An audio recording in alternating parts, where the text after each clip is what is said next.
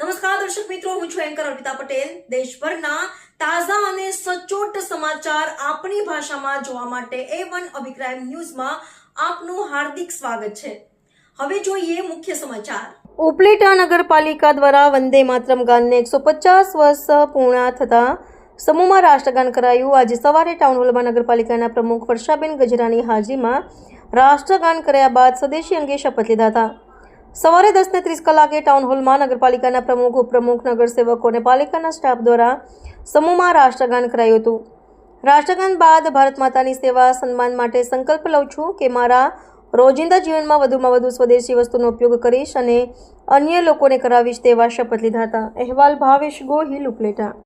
વર્ષાબેન ગજેરા, નગરપાલિકા પ્રમુખ। આજે રાષ્ટ્રગીતને 150 વર્ષ પૂરા થયા। આજે આ ઉત્સવ ખૂબ આનંદ ઉત્સાહથી ઉજવવામાં આવેલો છે।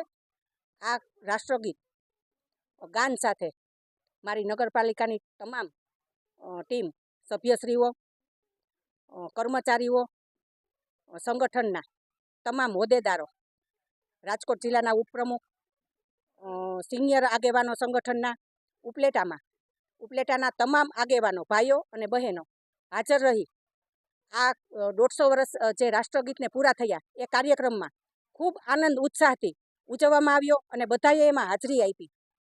આ રાષ્ટ્રગીતને 150 વર્ષ પૂરા થયા એ નિમિત્તે આજે ઉપલેટાના ટાઉન હોલમાં ઉજવણી કરવામાં આવી। આ ઉજવણી